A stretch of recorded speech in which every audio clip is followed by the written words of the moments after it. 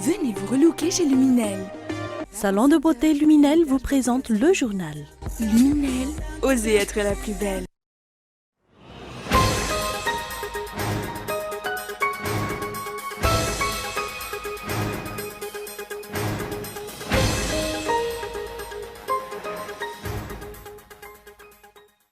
La famille VMMM ne cesse de s'agrandir.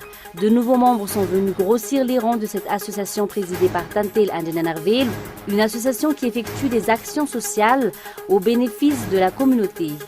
Pour cette année 2016-2017, la VMMM prévoit de renforcer davantage ses efforts et sa présence dans quelques régions du pays.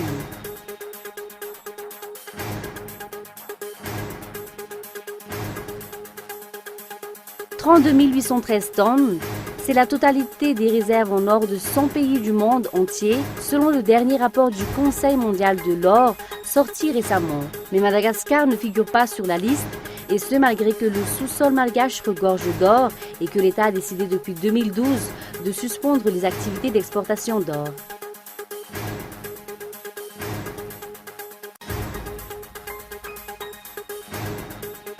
Arrêté vendredi, Salah Abdel-Slam, le logisticien présumé des attentats du 13 novembre, a été placé sous mandat d'arrêt samedi. Il est inculpé pour meurtre terroriste et participation aux activités d'un groupe terroriste.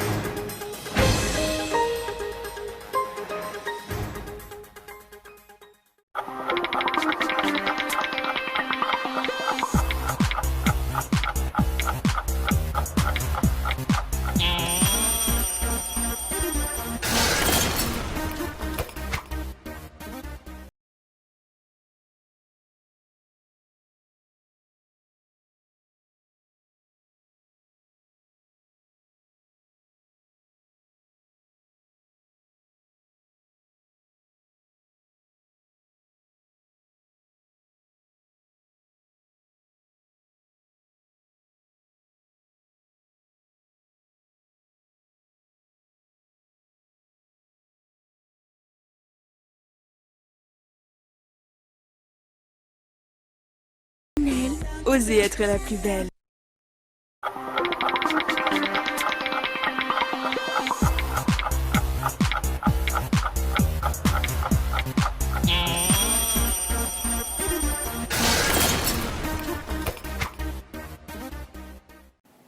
Bonsoir à tous et merci d'être avec nous dans ce journal.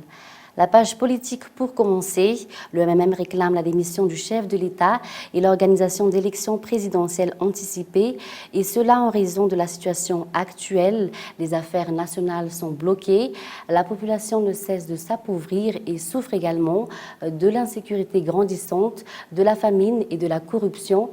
Reportage de Feyzou Rafali. Le HVM ne dispose pas de majorité d'après le Malagas Miramieng. Le pouvoir est ainsi instable. Les affaires nationales sont bloquées actuellement, déplore le président du MMM. Les actions du gouvernement ne se répercutent pas sur le vécu de la population. La pauvreté est omniprésente, l'insécurité est en recrudescence et la corruption ne cesse de gagner du terrain dans plusieurs domaines. Étant donné que rien ne va, le chef de l'État doit quitter le pouvoir avant que la situation ne dégénère, selon Adsu Andenanarvel. Le parti au pouvoir ne dispose pas de députés élus à l'Assemblée nationale. Aujourd'hui, nul ne sait combien de Malgaches soutient encore le président en exercice.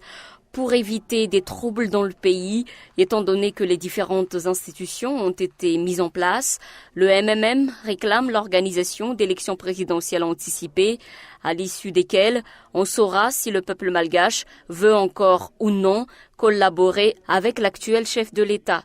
Le chef de l'État qui doit prioriser uniquement l'intérêt de tous les malgaches et non celui de son entourage. Ainsi, le MMM réclame des élections présidentielles anticipées qui doivent se faire dans la transparence totale, selon Adsu Andenanarvel. Et puis, nous l'avons annoncé dans les titres, la famille VMMM ne cesse de s'agrandir. De nouveaux membres sont venus grossir les rangs de cette association présidée par Tatel Anjanenarvelu, une association qui effectue des actions sociales au bénéfice de la communauté. Pour cette année 2016-2017, le VMMM prévoit de renforcer davantage ses efforts et sa présence dans quelques régions du pays. Fezou Rafali. Faire encore mieux que les années précédentes, c'est en résumé l'objectif que se fixe cette année l'association VMMM, ou Vivav Malagas Meramieng. Elle a effectué ce jour une assemblée générale où toutes ces structures dans les régions ont envoyé des représentants. Cette association compte aujourd'hui 600 membres, soit le triple par rapport à l'effectif en 2015, mais la famille VMMM ne cesse de s'agrandir car elle ne cesse d'accueillir de nouveaux membres comme aujourd'hui. J'ai été convaincue par les activités réalisées par l'association VMMM dans notre commune. Aussi bien la commune et le PP ont bénéficié d'un soutien de la part de l'association. J'ai alors été séduite par les réalisations qu'elle a entreprises. J'ai déjà collaboré avec des membres de l'association VMMM. Elles m'ont invité à grossir leur rang et je suis ici parce qu'elles m'ont convaincue. Désormais aussi, chaque structure régionale dispose d'une présidente. Du soir à Souloirvoul, Vounière est par exemple la présidente régionale de la VMMM à Mourmani et Yarsur Akoutmalal dirige l'association à Fianarantsou. Avec cette restructuration, la VMMM renforce sa présence dans les régions. D'après la présidente, Tatel Anjanenarvelu, les efforts seront améliorés afin de garantir le développement de la communauté. Nous sommes fiers d'annoncer que les bureaux de l'association VMMM dans la Varadjan, dans la région Amouroumani et aussi à Fianarantsou ont été mis en place et sont opérationnels. L'idée, c'est de partir sur une même base et de converger ensemble vers le développement de la communauté. Les activités de l'association VMMM sont multiples comme l'appui aux Fuktani, aux établissements scolaires et aux parents d'élèves. Également, dans l'actualité, 32 813 tonnes, c'est la totalité des réserves en or de 100 pays du monde entier. Selon le dernier rapport du Conseil mondial de l'or, sorti récemment, les États-Unis se situent à la tête du classement avec à son actif plus de 8 000 tonnes. L'Algérie est quant à lui le numéro 1 des pays africains disposant le plus de réserves en or avec plus de 170 tonnes. Mais Madagascar ne figure pas sur la liste, et ce, malgré que le sous-sol malgache regorge d'or et que l'État a décidé depuis 2012 de suspendre les activités d'exportation d'or. Lili Rabiata. Le sous-sol de Madagascar regorge de richesses en or, saphir, rubis, émeraude et encore d'autres. Cependant, en ce qui concerne l'or, Madagascar ne dispose pas de réserves conséquentes en or, alors que des tonnes d'or sortiraient illégalement du territoire chaque année. Parmi les 100 pays qui disposent de réserves en or, les États-Unis caracolent en tête avec 8 133,5 tonnes. Ils sont suivis par l'Allemagne qui dispose de 3,381 tonnes. Vient ensuite la Chine avec une réserve de 1778,5 tonnes. L'Inde, en outre, est 11e avec 557,7 tonnes d'or. En Afrique, l'Algérie est le premier pays disposant le plus de réserves en or avec 113,6 tonnes d'or, et les pays qui disposent le plus de réserves en or du monde se procuraient la majorité de la production aurifère de Madagascar, de l'or qui sort illicitement du territoire d'après le rapport de l'Étier. Environ 600 kilos d'or d'une valeur de 18 millions de dollars ont par exemple été exportés illégalement en 2012 selon les Nations Unies. C'était d'ailleurs à partir de cette année que l'État a décidé de suspendre les activités d'exportation d'or. Une décision qui résulte non seulement des exploitations et d'exportations illicites, mais également de l'insuffisance du contrôle des exportations, dans l'objectif de renforcer les contrôles justement, la mise en place d'un système comme l'ACD, mais qui ne s'occupera que de l'or, serait en gestation. Notons que le Conseil mondial de l'or a publié le 11 mars dernier son rapport 2016 relatif au classement des réserves en or de 100 pays du monde. Page sociale maintenant, l'UCTU lance un avertissement. Des sanctions seront prises à l'encontre des taxibés qui ne respecteront pas les cahiers de charges et qui feront l'objet des plaintes durant les fêtes pascales. Les taxibés qui relient la capitale aux communes avoisinantes sont les principaux concernés par cette mesure. Plus de détails dans ce reportage de Lily Rabiata. Les populations des communes situées à la périphérie de la capitale se plaignent fréquemment du non-respect des cahiers des charges par les taxibés. Ces derniers font généralement demi-tour quand cela leur chante, obligeant les usagers qui font la queue au primus et au terminus à patienter pendant des heures. Pour les fêtes pascales, l'Union des coopératives de transport urbain avertit les taxibés que les transporteurs qui enfreignent la réglementation en vigueur seront sanctionnés à travers notamment la suspension des chauffeurs pendant une durée déterminée. Des sanctions qui seront infligées à partir des plaintes des usagers. Durant les périodes de fête, l'UCTU a l'habitude de prendre des dispositions pour satisfaire les usagers. En ce moment, les embouteillages font rage et certains taxibés ne ramènent pas les passagers jusqu'au terminus. Nous tenons ainsi à les avertir que des sanctions seront désormais prises. Les usagers des taxibés qui habitent à Nouzat, Ampitatavk et Ivat sont souvent victimes de ces mauvaises habitudes des taxibés.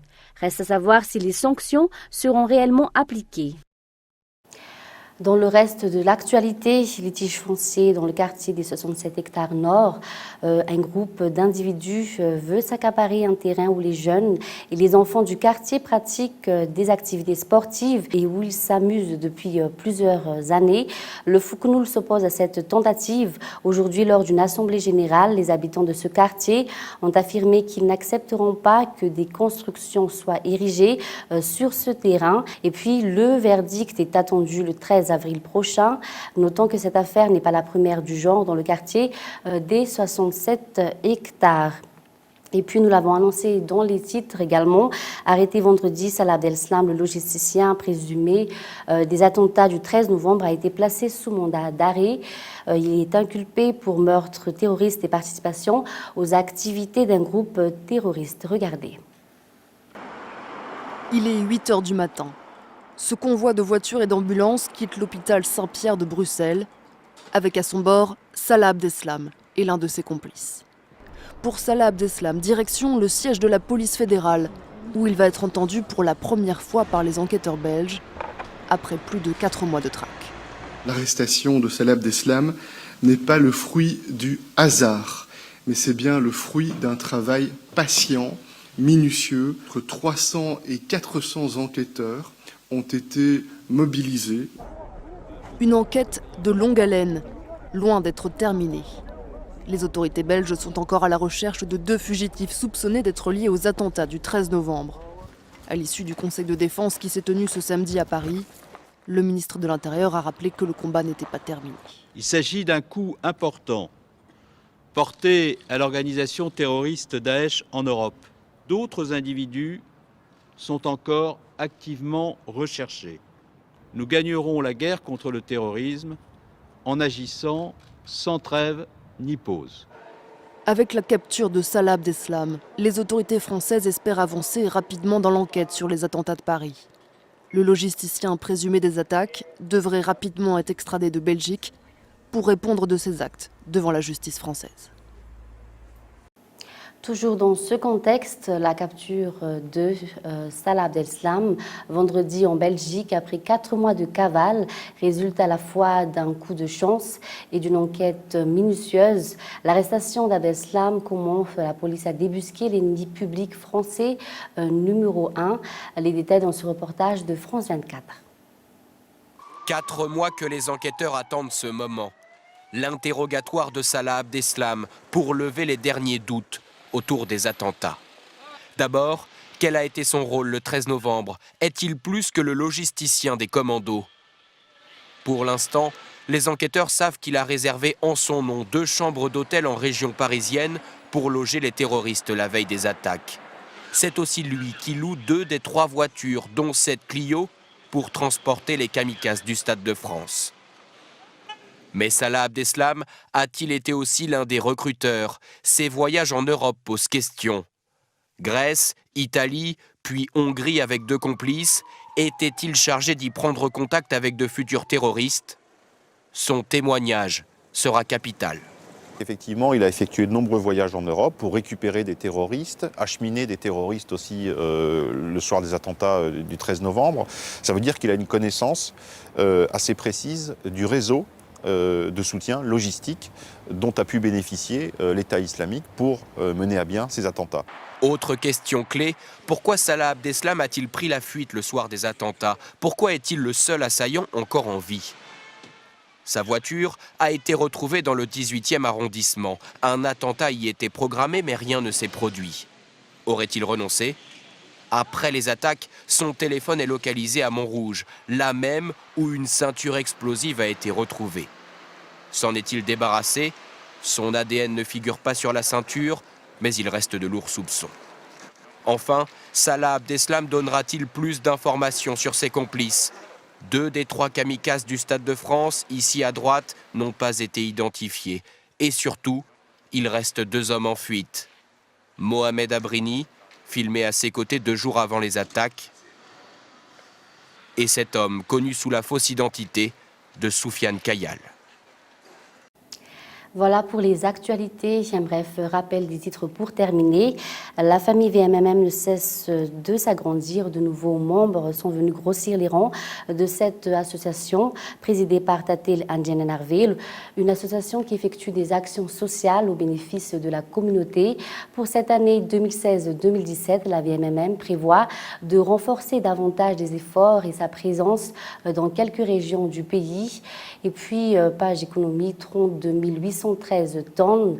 C'est la totalité des réserves en or de 100 pays du monde entier, selon le dernier rapport du Conseil mondial de l'or sorti récemment. Mais Madagascar ne figure pas sur la liste, et ce, malgré que le sous-sol malgache regorge d'or et que l'État a décidé depuis 2012 de suspendre des activités d'exportation d'or. Et puis enfin, arrêté vendredi, Salah Abdeslam, le logisticien présumé des attentats du 13 novembre, a été placé sous mandat d'arrêt samedi. Il est inculpé pour meurtre terroriste et participation aux activités d'un groupe terroriste. Et c'est la fin de ce journal. Merci de votre attention. Sur ce, bonne soirée à tous et au revoir.